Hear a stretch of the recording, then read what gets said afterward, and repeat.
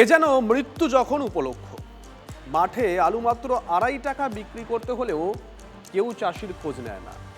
ধারের ফাঁসে পড়ে যেই কৃষক বিষ খেয়ে মারা গেল, তারপরেই নেতারা কত ব্যস্ত হয়ে পড়লেন, তাই না?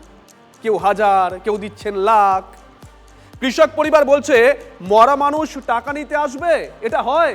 দেখুন, আলুর দাম নেই, তবে কি মরলে চাষির দাম? পশ্চিম মেদিনীপুরের চন্দ্রকোনায় আলু চাষের মৃত্যুর পর এই প্রশ্নটা জোরালো হয়েছে। এবার ভালো আলুর ফলন হলেও খরচই ওঠেনি চন্দ্রকোনার রাঙামাটির বাসিন্দা রাখাল আরির। পরিবারের দাবি, স্ত্রীর গয়না বন্ধক রেখে আলু চাষ করার পর ক্ষতি হয়ে যাওয়ায় অবসাদে বিষ খান রাখাল। 4-5 দিন মৃত্যুর সঙ্গে আলু চাষি যখন লড়ছেন, তখন কেউ নাকি তার খোঁজই নেয়নি। আর মৃত্যুর পর ভিড় লেগে যায় নেতাদের। বৃহস্পতিবার বিকেলে মৃত কৃষকের বাড়িতে যান সিপিএম নেতারা।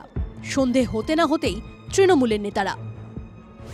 2 সন্তানের পড়াশোনার দায়িত্ব ও 5,000 টাকা আর্থিক সাহায্য করে সিপিএম। তৃণমূলের তরফে দেওয়া হয় 2 লক্ষ টাকার চেক। দাদা, তুমি দাদার মতন আমাদের পাশে দাঁড়িয়েছো, আমার এই বাচ্চাগুলো সব দায়িত্ব তোমাদের ভালো নিতে হবে, এইটুকুই আমার দরকার। এলাকাবাসীর প্রশ্ন, কৃষককে যে জলের দরে আলু বেচে দিতে হচ্ছে, এটা কি সরকার জানে না? তৃণমূল অবশ্য দাবি করেছে তারা নাকি পাশে আছে। বাম বিজেপিরও একই কথা। গ্রামের খবর যেই মুহূর্তে পৌঁছেছেন, সেই মুহূর্তেই উনি এই অসহায় পরিবারের কথা শুনে সেই পরিবারের পাশে দাঁড়ানো। তৃণমূল টাকা দিয়ে আলু চাষি আলুর দাম পাইনি, এই অপরাধ রাখার জন্য টাকা দিয়েছে।